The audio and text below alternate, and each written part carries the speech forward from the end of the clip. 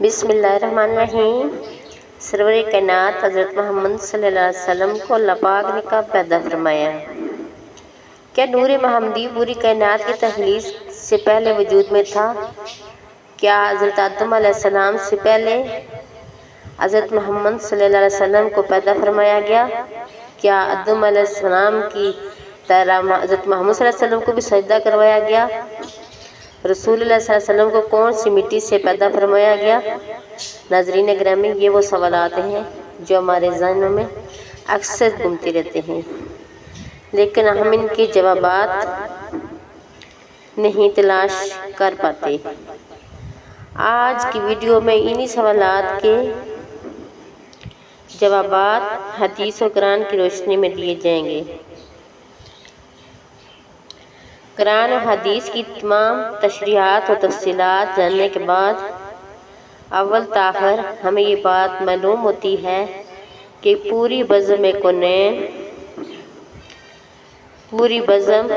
کون و مقام محبوبیت اعلیٰ کے مقام پر ایک ہی ذات اور ایک ہی شخصیت فائز ہے، اور بے شک وہ نبی آخر الزماں تاجدار کائنات حضرت محمد خاتم النبیین صلی اللہ علیہ وسلم کی بارک ذات ہے۔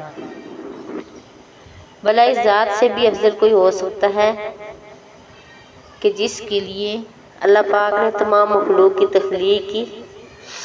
امام الوسیع تفسیر روحانی المعافی میں حدیث قدسی بیان فرماتے ہیں، محبوب اگر آپ کو پیدا نہ کرتا تو کائنات کی ہست و بود کو وجود میں نہ لایا جاتا۔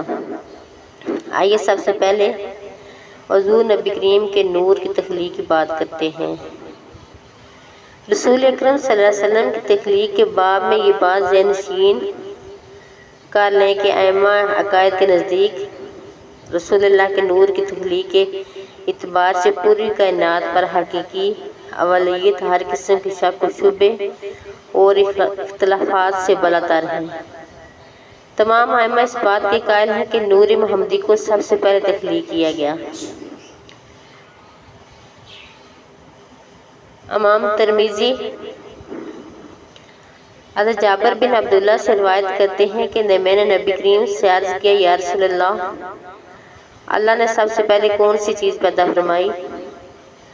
رسول اللہ نے فرمایا، اے جابر، بے شک اللہ پاک نے تمام مخلوق کو پیدا کرنے سے پہلے میرا نور اپنے نور کے فیض سے پیدا فرمایا، پھر میرا نور مشیت الہی کے مطابق جہاں جہاں سیر کرتا رہا۔ اس وقت نہ لوح تھا، نہ قلم، نہ جنت، نہ دوزخ، نہ آسمان، نہ زمین، نہ سورج، چاند، ستارے، نہ کوئی فرشتہ، نہ کوئی جن و انسان۔ پھر جب اللہ پاک نے ارادہ فرمایا کہ مخلوق کو پیدا کرے تو اس نور کو 4 حصوں میں تقسیم کر دیا۔ نور کے پہلے حصے میں قلم کو پیدا کیا، دوسرے حصے سے لوگوں کو، تیسرے حصے سے عرش کو، جبکہ چوتھے حصے کو پھر مزید 4 جاری حصوں میں تقسیم کیا۔ پہلے حصے سے عرش اٹھانے والے فرشتے، دوسرے حصے سے کرسی، تیسرے حصے سے باقی تمام فرشتے، ان کے چوتھے حصے سے مزید 4 حصوں میں تقسیم کیا۔ پھر سے آسمان، دوسرے سر زمین، تیسرے سے جنت اور چوتھے سے دوزخ کو پیدا فرمایا۔ ناظرین گرامی، حدیث قدسی میں اللہ پاک نے خود ہی نور محمدی سے عرش کو تخلیق فرمانے کی وجہ بیان فرمائی۔ ارشاد باری تعالیٰ ہے کہ اگر میں محمد کو پیدا نہ کرتا تو نہ آدم کو پیدا کرتا اور نہ زمین آسمان کو۔ حضرت امام قسطلانی روایت کرتے ہیں کہ نور محمدی کو اللہ پاک نے حکم دیا کہ انوار انبیاء پر توجہ کرے۔ باعث نور نے سب انوار کو ڈھانپ لیا تو اللہ نے انوار انبیاء سے ارشاد فرمایا، یہ میرے محبوب محمد کا نور ہے، اگر ان پر ایمان لا گئے تو تمہیں شرف نبوت سے سرفراز فرمایا جائے گا۔ اس کا ذکر قرآن پاک میں اللہ پاک نے یوں فرماتا ہے، یعنی یاد کرو اس وقت کو جب اللہ نے تمام انبیاء سے یہ عہد لیا کہ جب میں تمہیں کتاب و حکمت عطا کر کے مبعوث کروں تو اس کے بعد اس کے پاس میرا پیارا رسول آ جائے تو تم سب اس پر ایمان لانا اور اس کے مشن کی مدد کرنا۔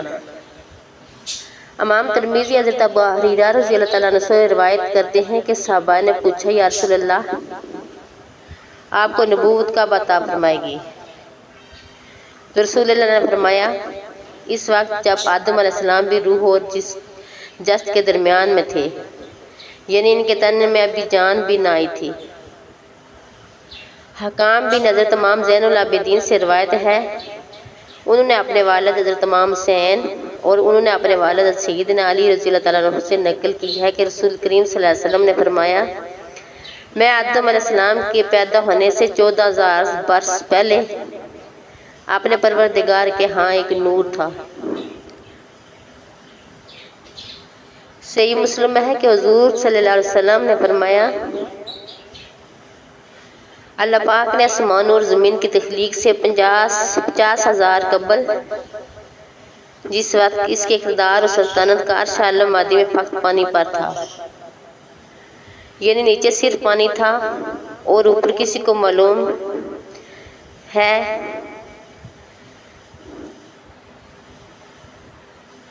اس میں لکھا ہے کہ اس میں ایک بات یہ بھی تھی کہ محمد صلی اللہ علیہ وسلم آخری نبی ہیں۔ حضرت امام بنانی نے انوار محمدیہ میں نقل کیا ہے کہ واضح رہے کہ یہاں سال سے مراد ہمارے ماہ و سال نہیں، کیونکہ اس وقت سورج و شب روز موجود پہ نہیں آئے تھے۔ اللہ ہی بہتر جانتا ہے کہ اس مدت میں حقیقت میں کتنا زمانہ مراد ہے۔ یہ روایت دوسری تاریخ پر اس طرح آئی ہے کہ جب اللہ پاک نے حضرت آدم علیہ السلام کو پیدا فرمایا اور آپ کو نام کے ساتھ ابو محمد کی کنیت سے بلایا، آپ نے عرض کی، باری تعالیٰ میری یہ کنیت کیسے ہے؟ تو اللہ نے فرمایا، اپنا سر اٹھاؤ۔ آپ نے اوپر دیکھا تو عرش پر نور محمدی جلوہ گر تھا۔ حضرت آدم علیہ السلام نے پوچھا، باری تعالیٰ یہ نور کس کا ہے؟ اللہ پاک نے فرمایا، یہ محمد صلی اللہ علیہ وسلم کا نور ہے، یہ تیری اولاد میں سے ہوں گے، ان کا نام آسمانوں میں حامد اور زمین پر محمد ہے۔ اگر میں اسے پیدا نہ کرتا تو نہ تمہیں پیدا کرتا اور نہ زمین و آسمان کو پیدا کرتا۔ یہ تو تھی نور محمد کی تخلیق۔ اب سوال یہ ہے کہ نور محمدی کو جسد محمد میں کیسے داخل کیا گیا، یعنی حضور کا جسد مبارک کیسے بنایا گیا؟ اس بارے میں حضرت کعب بن اخبار سے روایت ہے کہ اللہ پاک نے نبی آخر زمان سرور کائنات حضرت محمد صلی اللہ علیہ وسلم کو پیدا فرمانے کا ارادہ فرمایا تو حضرت جبرائیل کو حکم دیا کہ ایسی مٹی میرے پاس لاؤ جو میرے محبوب کے جسم اطہر کی تخلیق کے لائق ہو۔ حضرت جبرائیل علیہ السلام 3 دفعہ زمین سے مٹی لے کر گئے، لیکن اللہ پاک نے یہ مٹی میرے محبوب کے لائق نہیں۔ پھر حضرت جبرائیل علیہ السلام یثرب کی زمین پر اترے اور حضور اکرم صلی اللہ علیہ وسلم کے روضہ مبارک والی جگہ سے سفید مٹی لے کر بارگاہ خداوندی میں حاضر ہوئے۔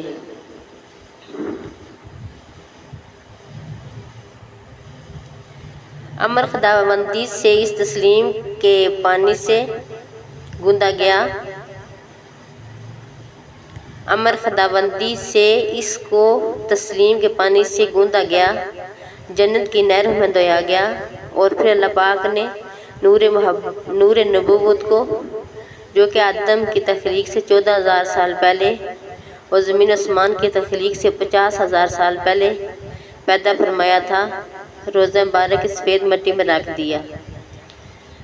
اس کو لوح و قلم، عرش، کرسی، زمین آسمان ہر جگہ پھیرایا گیا تاکہ ہر شہر اللہ کے محبوب کی شرف و فضل کو پہچان لے۔ جس رات حضور نبی کریم صلی اللہ علیہ وسلم کا نور انور حضرت آمنہ کے بدن میں داخل ہوا تو وہ جمعہ کا دن تھا۔ اس رات دوزخ کو دروازے بند کیے گئے اور جنت کے دروازے کھول دیے گئے، ٹھنڈی ہوائیں زمین پر چلائی گئی اور ایک منادی پوری کائنات میں لگا دی، سب گواہ ہو جاؤ کہ چھپا ہوا نور اپنی والدہ کے بدن میں آ چکا ہے، جہاں اب اس کے جست عنصر کی تکمیل ہوئی اور وہ لوگوں کے لیے رہبر بشر بن کر دنیا میں تشریف لائے گا۔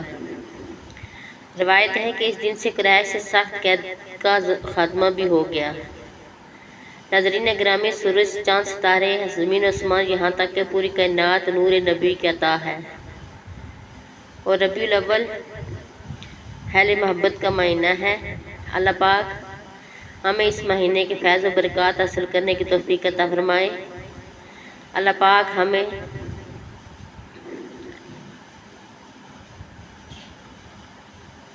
نیک کام کرنے کی توفیق عطا فرمائے اور ہم اہل ایمان، اہل محبت و عشق بن سکیں، ہمارا نام تاجدار کائنات صلی اللہ علیہ وسلم اور ان کے پاک عاشقوں میں لکھا جائے۔